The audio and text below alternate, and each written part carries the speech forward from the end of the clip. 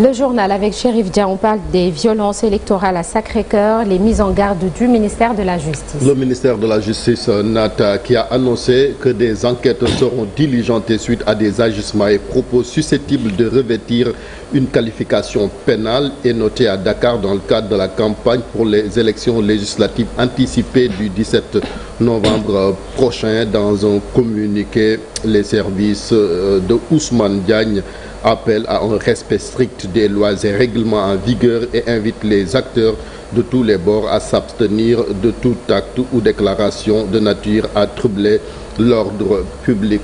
Son collègue de l'Intérieur également a réagi dans un communiqué. Le général Jean-Baptiste Tine appelle au calme et à la retenue pour un processus apaisé. Nous suivons le compte-rendu de Momodou Gueye.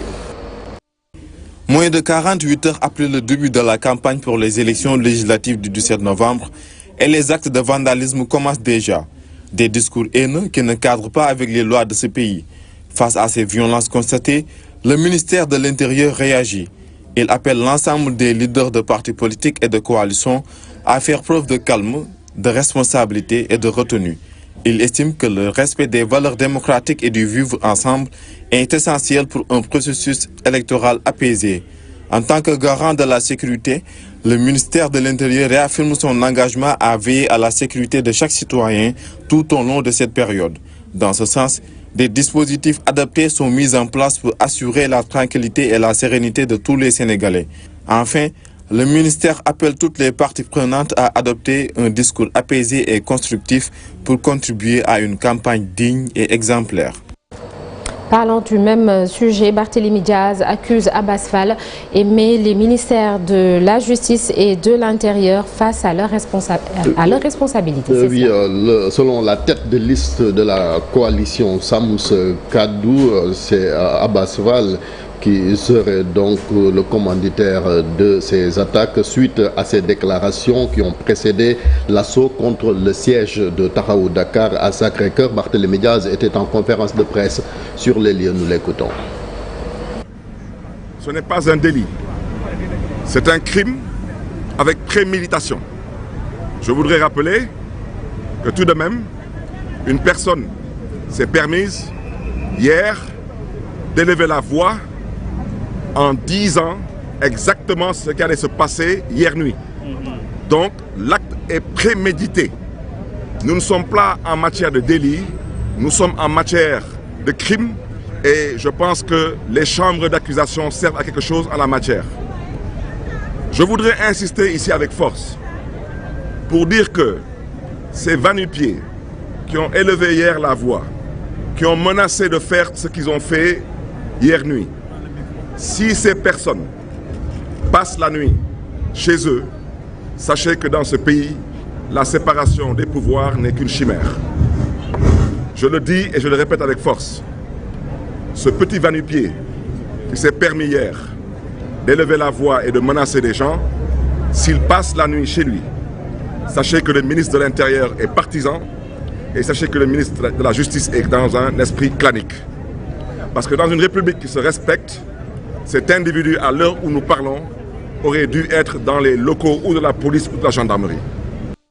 Ousmane Sonko, quant à lui, se prononce sur les violences et il tire sur Amadou Ba. En meeting hier tard dans la soirée à Mbour ce lundi, Ousmane Sonko a fustigé l'attitude de certains opposants qui font de la violence leur terme de campagne. La tête de liste de Pastef s'est également attaquée à Amadou Ba, tête de liste de Diam ak Ndiarigne, qui selon lui a été épinglé par un rapport de l'inspection générale des finances, rapport qui sera publié très bientôt. Selon toujours Ousmane Sonko, Amadou Ba est cité dans l'affaire des 94 milliards de francs CFA. Et la réplique de l'ancien Premier ministre en caravane à la Médina et à Soumbédioune. Oui, Amadou Ba qui estime que ceux qui dirigent le pays sont lents et incompétents. Déclaration donc faite hier soir lors de sa caravane à la Médina, mais aussi à Soumbédioune. L'ancien Premier ministre a promis aux marchands ambulants et Jakartamen de leur octroyer des lignes de financement s'il obtient une majorité à l'Assemblée nationale. Son honneur vous vous entendrez donc ces déclarations de Amadouba et celles de Ousmane Sonko dans l'édition en Wolof. Nous restons toujours dans cette campagne électorale avec cette demande de Seydi Gassama d'Amnesty Sénégal. Il demande donc la libération de Bougane Gueye Dany, mais aussi du commissaire à la retraite Cheikhna Keita.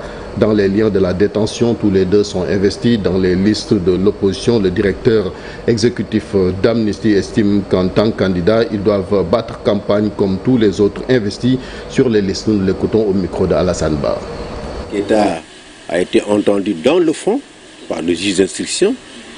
Ses avocats ont introduit une demande de liberté provisoire et c'est non seulement un homme âgé, mais il présente toutes les garanties de représentation. Et donc, nous ne voyons pas pourquoi il devrait rester un jour de plus en détention.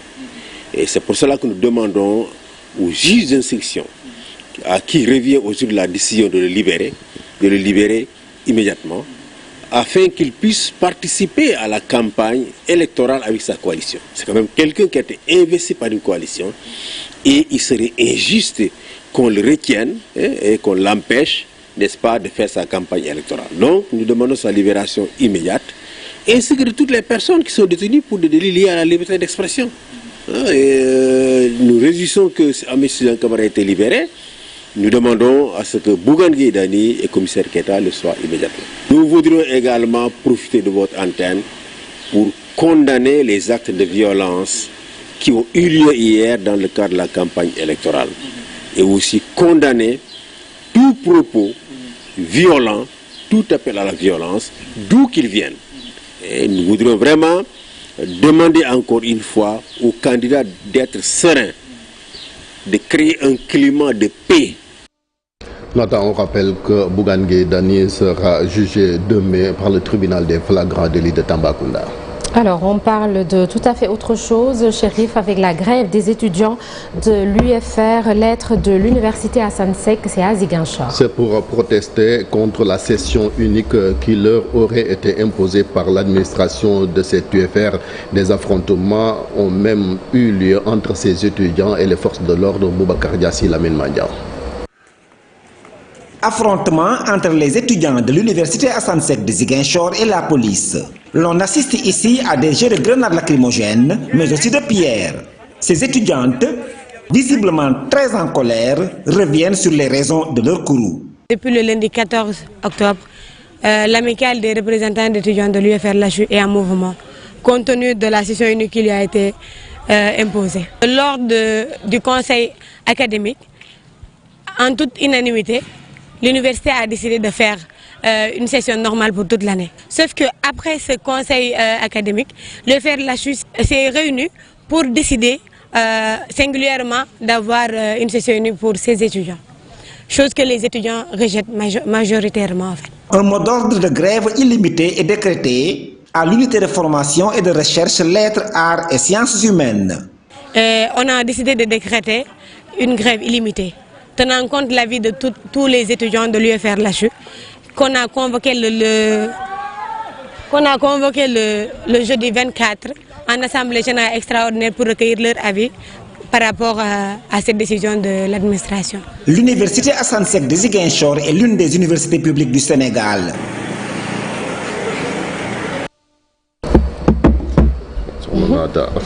Qu'est-ce que tu disais donc des femmes? Je parle du niveau de langue des femmes. Ouais. Bon, c'était tout pour l'actualité nationale. Merci beaucoup, Chérif. À tout à l'heure pour la version Wolof de l'actualité nationale. Et ce sera en Wolof dans une vingtaine de minutes. Aujourd'hui, dans Un jour au Sénégal, un jour dans le monde, nous évoquerons les crues du fleuve Sénégal et les désastres causés dans les parties nord et est du pays. Certains ont pointé du doigt les lâchers du barrage de Manantali. Ce barrage ainsi que celui de Diama ont justement été inaugurés le 29 octobre 1992. Ça fait 32 ans donc. Des infrastructures que se partagent les trois pays membres de l'OMVS, l'Organisation pour la mise en valeur du fleuve Sénégal, le Mali, la Mauritanie et le Sénégal. C'est le principal sujet d'Un jour au Sénégal, un jour dans le monde. Et pour la localité à découvrir ce matin, nous restons à Dakar. Direction la banlieue avec Habib Faye, une ville très chère à Chérif Dia. Vous l'avez certainement deviné. La revue de presse du jour, c'est l'affaire de Cheikh Diop et le temps qu'il fera.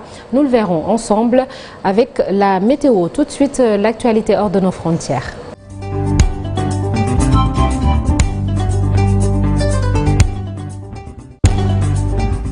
L'actualité internationale, toujours avec Chérif Dia, des